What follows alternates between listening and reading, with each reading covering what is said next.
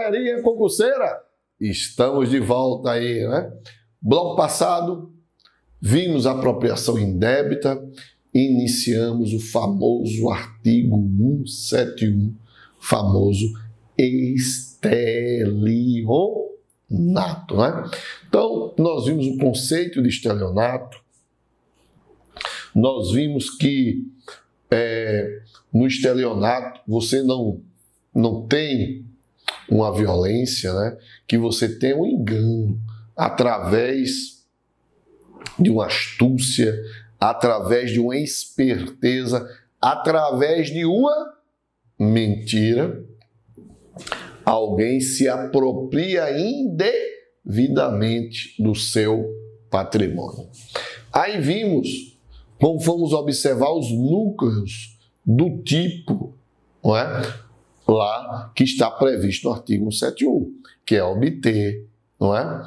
E para si ou para outrem, vantagem devida e prejuízo, induzindo. Aí eu dei o conceito de obter, vou dar o conceito de induzir, de manter e de erro. A gente já até falou sobre isso, né? Mas faltaram os exemplos que são tão importantes aí para a gente fazer, não é? A relação aí do que é o crime e como esse crime se dá. Então vamos lá. Então, induzir, falei obter, induzir, significa persuadir, no sentido de criar para a vítima uma situação falsa. Bora lá.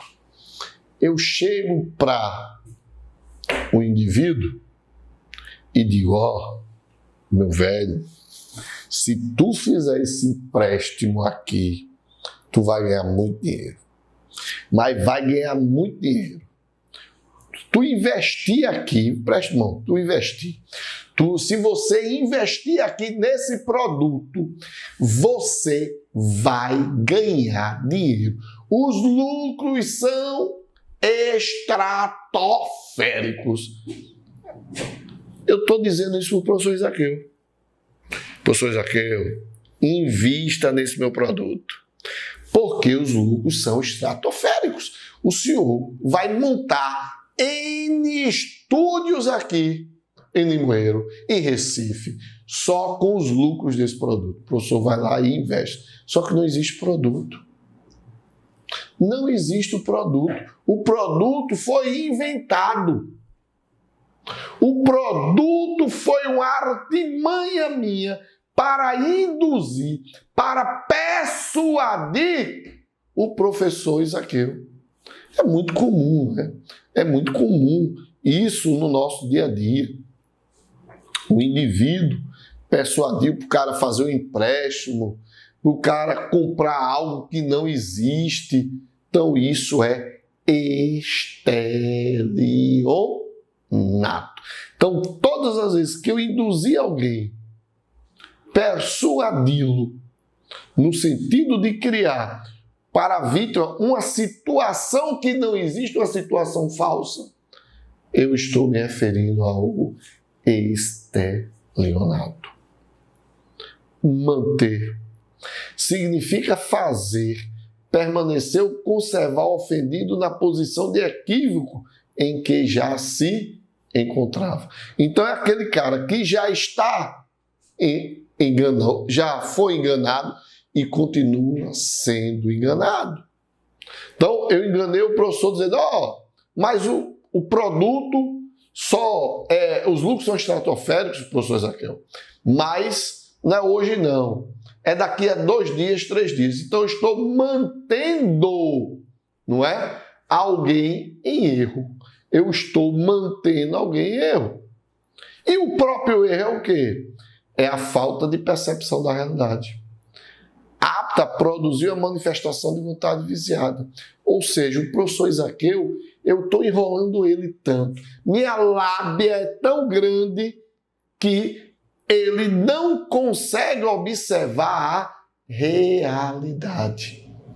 Não é? Eu estou induzindo ele ao erro. Eu estou provocando para que ele não tenha a percepção daquilo que ele está fazendo. Artifício. Artifício, então eu tenho que usar de artifício. Eu tenho que usar de ardil. Então, o que é o artifício? É o que chamamos de fraude material. Então, lembrando, obter para si ou para outrem. A gente está definindo aqui, a gente está delineando. A gente está fracionando o dispositivo. Obter para si ou para outro vantagem ilícita e prejuízo à lei, induzindo ou mantendo alguém em erro. Induzindo, mantendo em erro. Mediante o quê? Artifício ardil. Então a gente vai ver o que é agora o artifício. O que é o artifício? É o que chamamos de fraude material. O agente utiliza algum instrumento ou objeto para enganar a vítima. Então, para que eu mantenha essa vítima em erro, para que eu mantenha, para que eu possa obter essa vantagem de vida, para que haja uma persuasão, eu estou utilizando de artifício. Esse artifício chamamos de fraude material. E essa fraude material, Emanuel, é o quê? Quando a gente utiliza algum instrumento ou objeto para enganar a vítima. Olha o exemplo que eu vou dar para vocês. Um indivíduo se veste com uniforme de uma oficina mecânica. Então, o cara quebrou o carro, rapaz, hoje eu vou fazer o seguinte, hoje eu vou ganhar dinheiro. Hoje eu vou ganhar dinheiro sem fazer esforço. Vou ter objetos, vou ter automóveis aqui sem precisar subtrair, sem precisar ir atrás para subtrair. O que ele faz?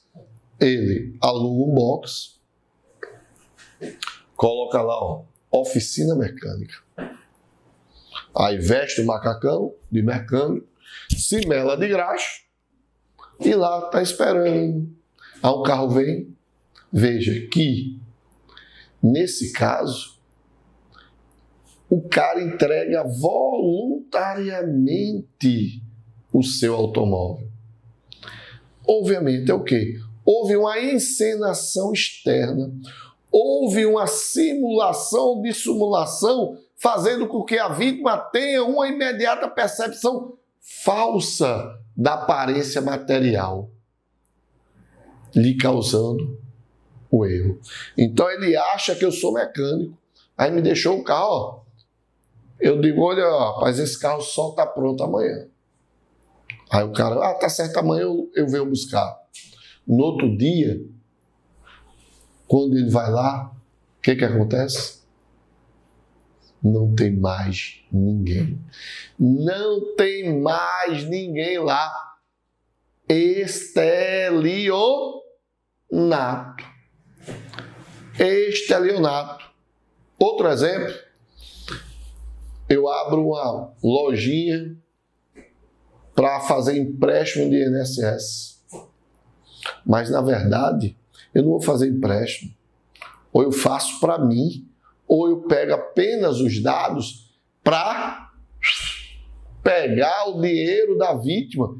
Isso é estelionato. Por meio de quê? De um artifício. Estelionato por meio de um artifício. E o ardil? É aquela fraude moral, representado por aquela conversa enganosa. O ardil é aquela conversinha enganosa. Emanuel, me dá um exemplo? Dou sim. Vamos imaginar que o professor Isaqueu, alegando ser especialista em relógios automáticos, convence a mim, professor Emanuel Tadeu, a entregar-lhes o meu relógio para a limpeza de rotina. Veja, Emanuel, eu não estou sentindo diferença do artifício ou do ardil. No artifício, pessoal, é uma encenação externa. Eu vou utilizar algum instrumento ou objeto para enganar a vítima. Qual foi o instrumento? O macacão. Estou com o macacão aqui, não é? Então, a minha aparência fez com que o indivíduo fosse enganado. Aqui não. Eu vou conversar. Eu vou tentar convencer o indivíduo de algo para que eu possa ter uma vantagem ilícita. Então, o professor Isaqueu me convenceu, Emanuel. Pô, que relógio bonito, né, professor Emanuel? Obrigado, professor Isaqueu. Rapaz, esse relógio é muito bonito. Obrigado, professor Isaqueu. Aí ele vai e diz, ó, é o seguinte, dá um conselho para tu. Esse relógio aqui, se você não cuidar dele, Emanuel, ele vai pifar. Eu digo, mas rapaz, meu professor Isaqueu, é verdade, esse é. O ideal é limpá-lo.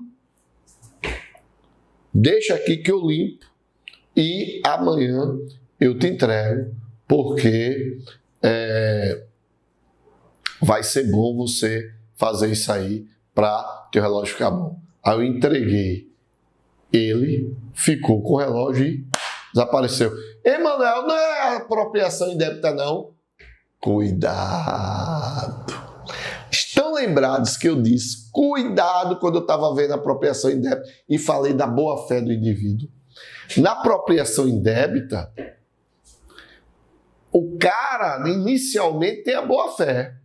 Exemplo, o professor Isaqueu diz, Emanuel, me dá teu relógio porque eu dou uma limpadinha e para melhorar depois tu vem buscar. Entreguei.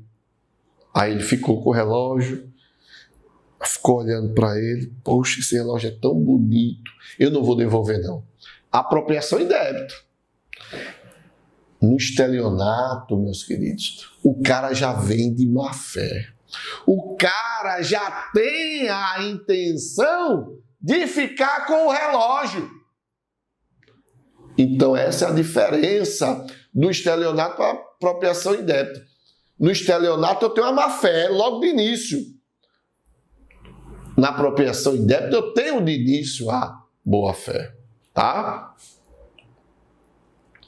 Quais são os elementos desse crime que a gente pode considerar aí no estelionato?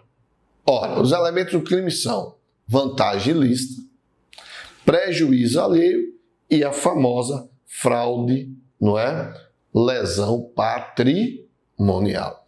Então, os elementos do crime, bora lá. Vantagem ilícita. Ora, a vantagem ilícita precisa possuir natureza econômica, né?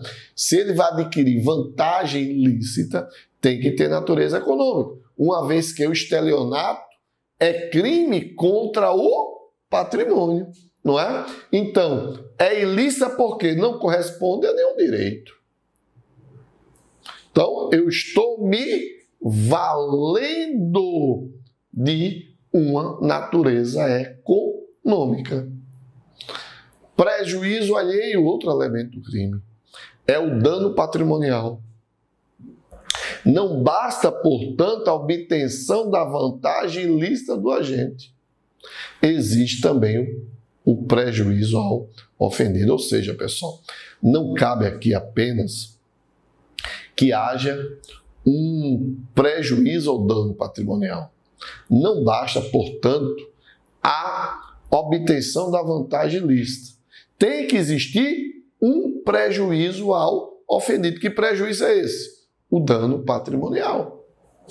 Fraude, lesão patrimonial, realizada por meio do meio malicioso, por meio do engano, que pode ser por artifício, que a gente já viu, ó, aquela encenação material, ou o ardil, astúcia, conversa enganosa, ou qualquer outro meio fraudulento.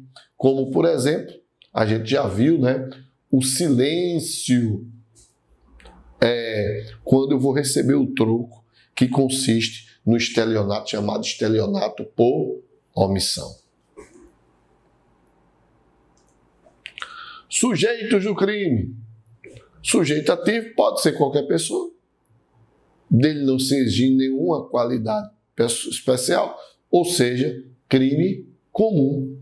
Sujeito passivo também é crime comum, ou seja, qualquer pessoa que sofra lesão patrimonial ou seja submetida a ação fraudulenta empreendida pelo agente. Consumação. A consumação do estelionato é crime. Lembre-se que o estelionato é um crime de duplo resultado. Emanuel, como assim o estelionato é crime de duplo resultado? Me explica isso aí. Simples, meus amigos. Sua consumação depende de 2 requisitos cumulativos. Cumulativos, ou seja, soma. Soma, não é um ou outro, não. Tem que ter esses 2 requisitos para que haja consumação. Primeiro, obtenção da vantagem ilícita. Segundo, prejuízo alheio. Obtenção de vantagem ilícita e prejuízo alheio. Trata-se, obviamente, de crime material instantâneo, porque não é crime formal, não. Emanuel, por que não é crime formal, é crime material? Porque depende de resultado naturalístico.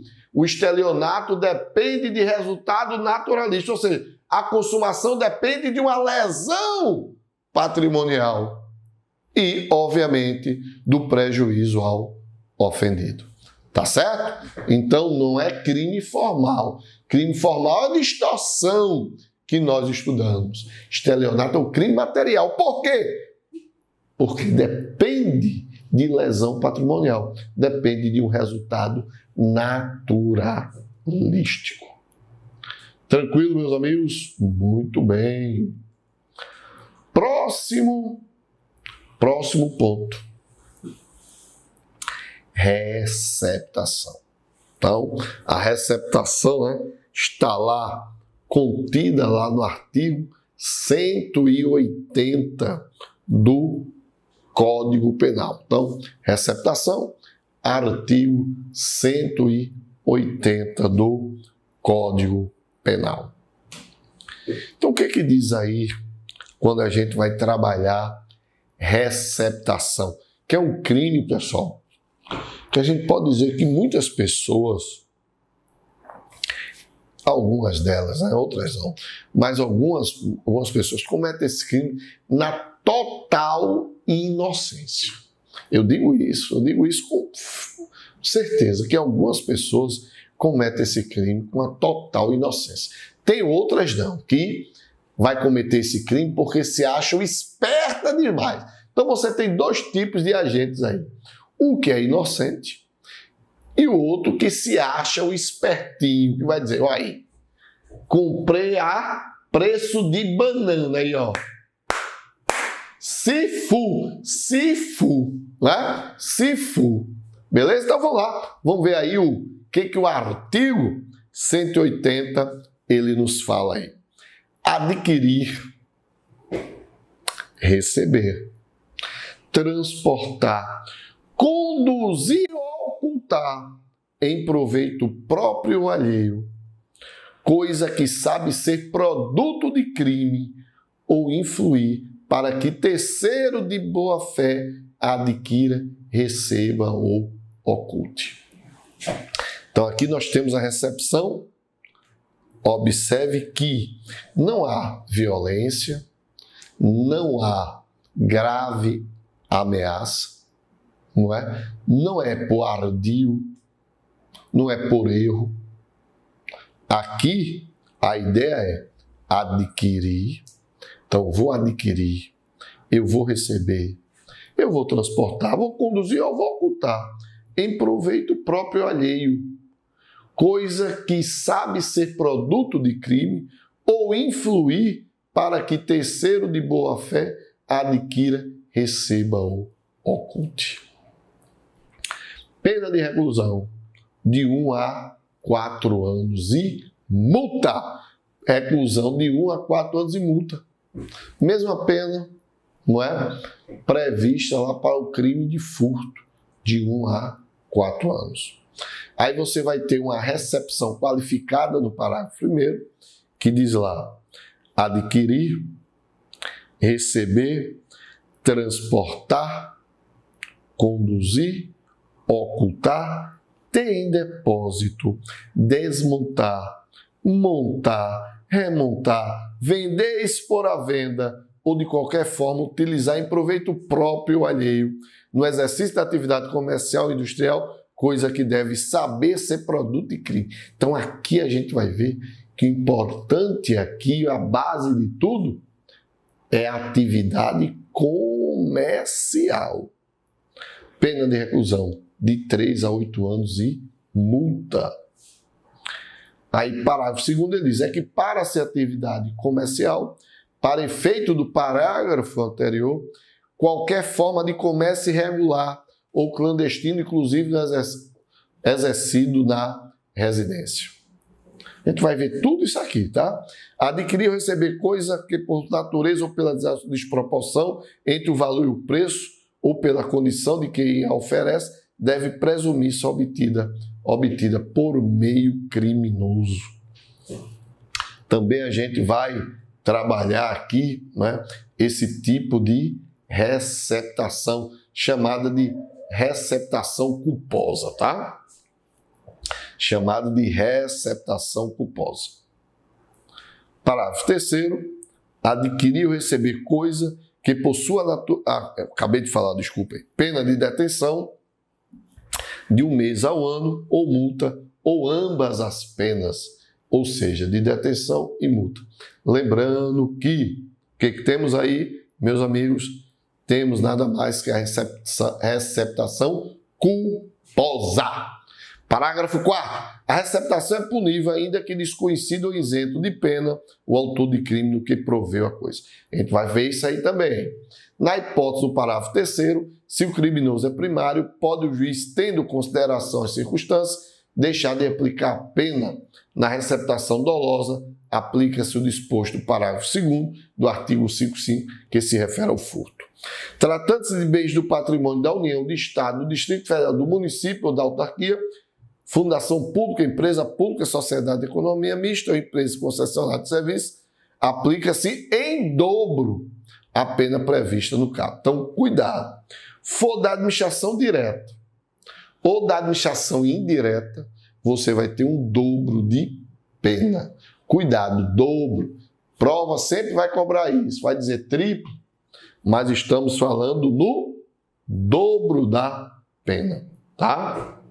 Vamos lá, qual é a estrutura penal que a gente pode apresentar aí no crime de receptação? Veja, a receptação está prevista lá no artigo 180 e eu já disse a vocês que ela pode ser não só dolosa, mas também pode ser culposa. Parágrafo 3º. Então, a receptação, cuidado, ela pode ser tanto dolosa, como a receptação pode ser culposa. A receptação dolosa, ela apresenta as seguintes modalidades. Primeiro, a modalidade simples, que está prevista lá no caput, que pode ser própria ou imprópria. Própria é a primeira parte, imprópria seria a parte final. Calma que a gente vai ver também essa receptação própria ou imprópria, onde ela vai estar encaixada lá no artigo, não é? Lá no artigo 180. Também essa receptação ela pode ser qualificada. Qualificada pelo exercício da atividade comercial e industrial. Então, aquele que tem um comércio, aquele que tem uma indústria, não é? Lembrando que se esse comércio pode ser exercido em uma loja ou até mesmo dentro da própria residência do indivíduo. Aí você tem a receptação privilegiada, que é o parágrafo 6º, e a receptação culposa, que a gente já viu aqui, que encontra-se prevista no parágrafo 3º. Então, meus amigos, vejam, a gente tem aí, não é, esse crime de receptação, que é um crime que muitas pessoas já cometeram isso. Que é, vou dar um exemplo aqui, que é comprar sem nota fiscal. O cara chega ali na Dantas Barreto, ali naquele camelódromo, né? Aí tem uns caras vendendo relógio ali. Meu amigo. Aí você vai e compra um negócio daquele sem nota fiscal. Você sabe que muitos produtos, tem alguns que não, mas a maioria lá é produto de roubo. Aí você foi lá e comprou. Receptação. Tem uns caras não, que chega lá e compra. Rapaz, olha que relógio bonito. Não, mas o cara não comprou e não o roubo não. O cara vende barato mesmo, né? Compra em outro lugar. Tem cara que, infelizmente, é muito donzelo, tabacudo, que não percebe que aquilo é produto de crime. Né? Então, a ideia sempre é essa, da receptação, que a gente vai continuar a estudar, é adquirir. Né? Adquirir, principalmente adquirir, em proveito próprio alheio. Agora, a ideia é coisa que sabe ser produto de crime.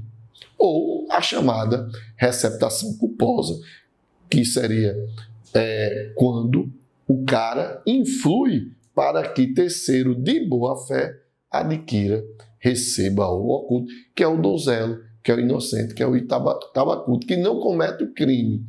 Quem vai cometer o crime é quem influi, que induz ele a... que induz pode descambar para o estelionato. Mas quem influi para que terceiro de boa fé adquira, não é, o produto que é, advindo de coisas ilícitas. Meus amigos, vamos lá, vamos ficar por aqui nesse momento, nesse bloco. Então, já eu volto com mais direito penal na sua, na nossa plataforma. Estou preparado. Valeu, pessoal. Até mais.